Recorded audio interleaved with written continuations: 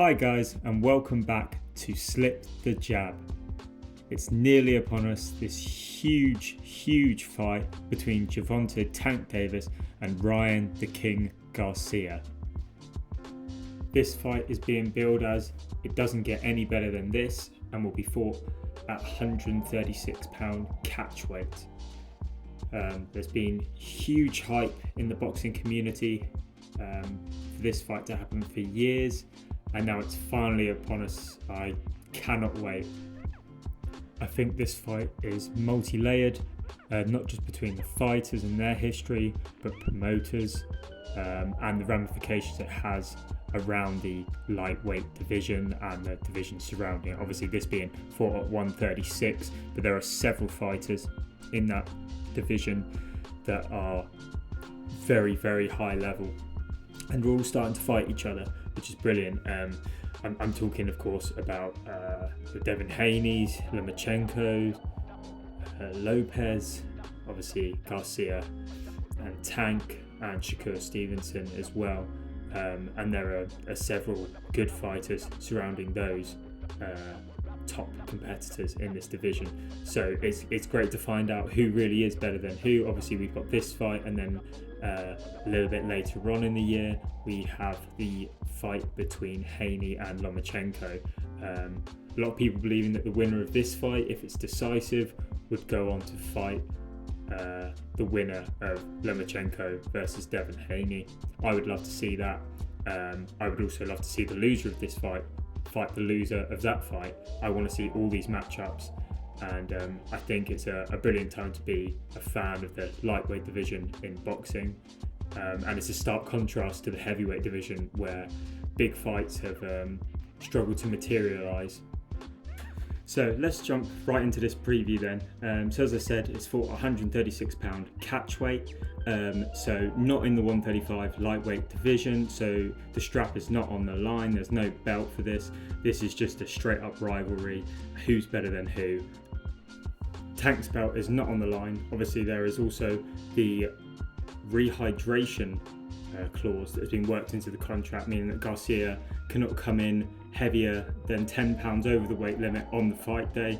Of course, that being a tactic that many fighters adopt to make weight by dehydrating themselves and then bulking back up on fight night to put on some serious weight.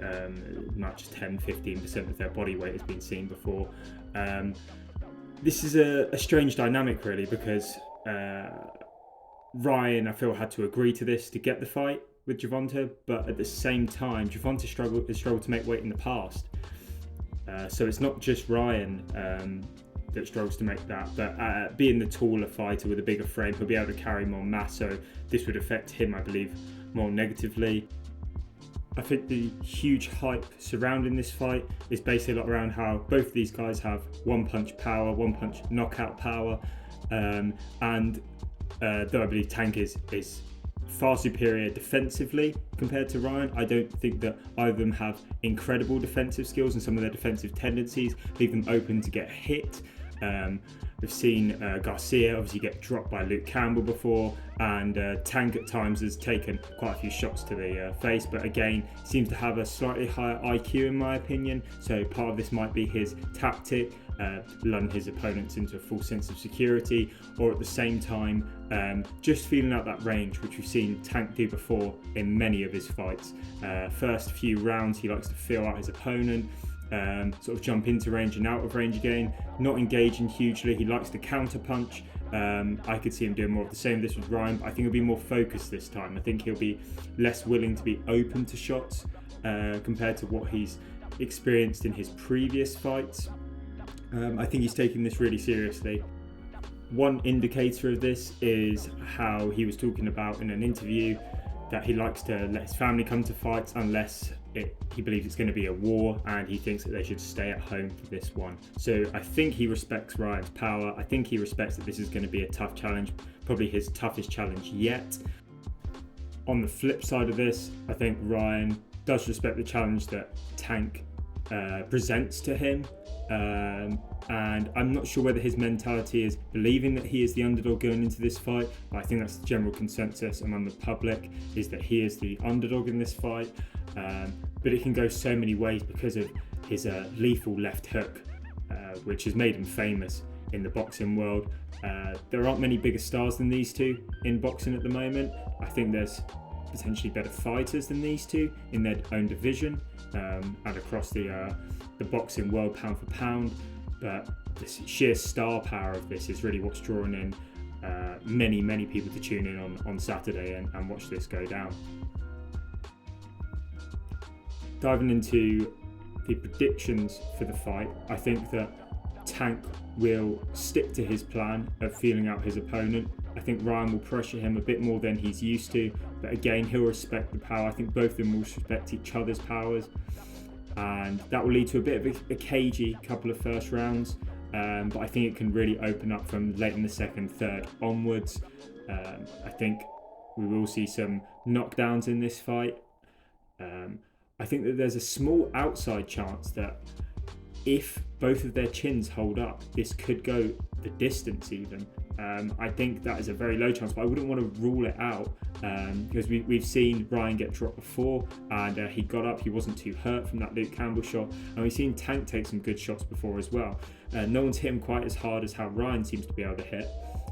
So it'd be interesting to see how his chin would hold up in that regard, but if he would be able to get up off the floor or even just take the shot and stay on his feet and keep fighting, it could be a long night for both of them. And I think that'd be an interesting dynamic, because these guys aren't known for going the distance a lot of the time. We've seen them do it a couple of times, but they're generally not distance fighters, they're knockout fighters.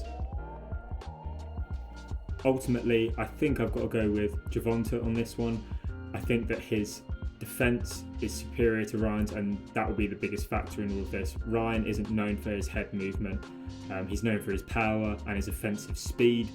He does have good reactions, but he doesn't keep bobbing and weaving. He doesn't slip his jabs. He doesn't really move his head around a great deal.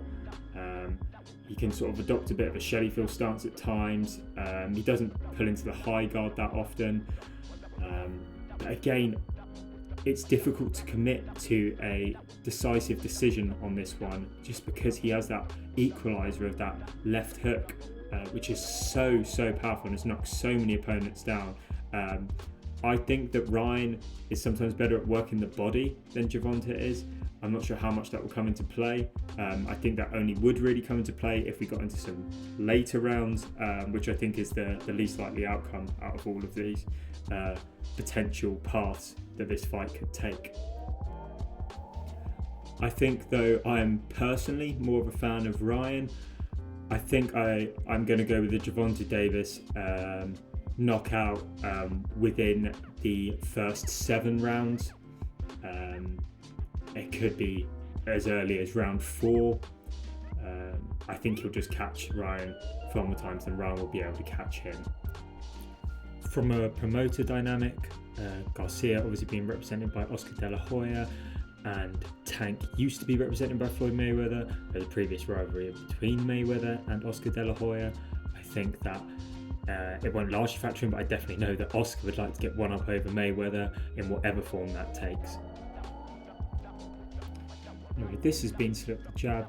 Thanks for listening, guys. Let me know your thoughts on the fight. I'll be back with a post-fight analysis afterwards. Looking forward to breaking down the outcome of this fight. Thanks for watching. Please like and subscribe. I'll see you in the next one. Take care.